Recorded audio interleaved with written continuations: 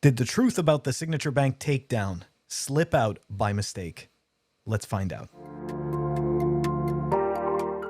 Welcome back, everyone. Very interesting article out of Zero Hedge, which may end up confirming what most Bitcoiners thought all along, that this was a calculated takedown of on-ramps. Let's dive into this article. Barney Frank was right about Signature Bank. On Sunday, the Federal Deposit Insurance Corporation announced that New York Community Bancorp's Flagstar Bank will assume all of Signature Bank's cash deposits except for those of crypto companies.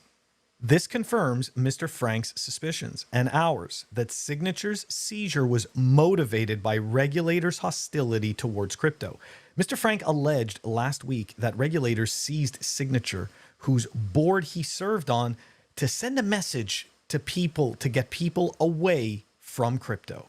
Last week, crypto firms were looking for bank accounts offshore, such as at FV Bank in Puerto Rico, Jewel Bank in Bermuda, and Tether and FTX tied Deltec in the Bahamas.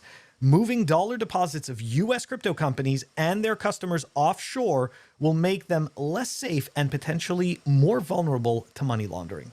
Regulators are undermining their ostensible goals. As usual, financial regulators shoot first and make others pay later. The Federal Deposit Insurance Corporation denied reports that any buyer of Signature Bank would need to divest its crypto business.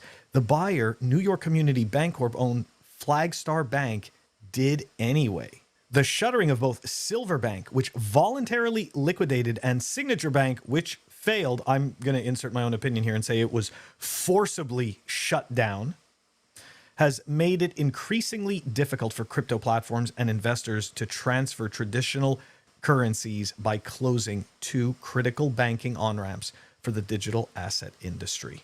Now, here's a little bit on the FDIC statement, okay? I think this part is very interesting. The FDIC estimates the cost of the failure of Signature Bank to its FDIC fund to be approximately $2.5 billion. I want you to think about that, right? Like it definitely seems, and to a lot of us, we're validated in believing that this was coordinated. So a $2.5 billion hit to the FDIC fund that corporations pay into. The exact cost will be determined when the FDIC terminates the receivership. We're willing to lose $2.5 billion, even though our solution will require offshore funding, which in turn will make the deposits less safe and more vulnerable to money laundering.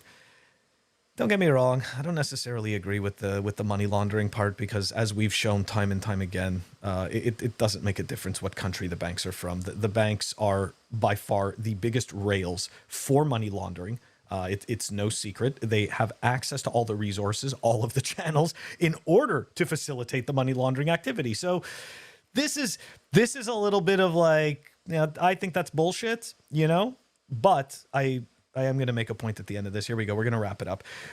We are in a banking crisis precisely because of Fed actions coupled with zero reserve requirements on deposits.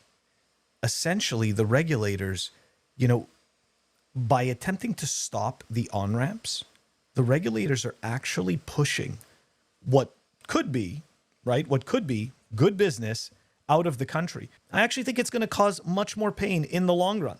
Anyways, I think that our thoughts were validated. I mean, look, it seemed coordinated. Again, I am going to iterate. I don't believe that Signature Bank actually failed based on the billions of dollars in assets that they actually had on hand. I believe that they got forced. They got forced to fail on purpose, and this was done to send a message. And to be perfectly honest, to those of us who think that $2.5 billion is a lot, this is nothing to the government. They couldn't care less. It's more about the money leaving the U.S. That's really the concern. Nobody actually cares about the money laundering. Anyways, don't forget to smash the like, subscribe. I'll catch you all next time.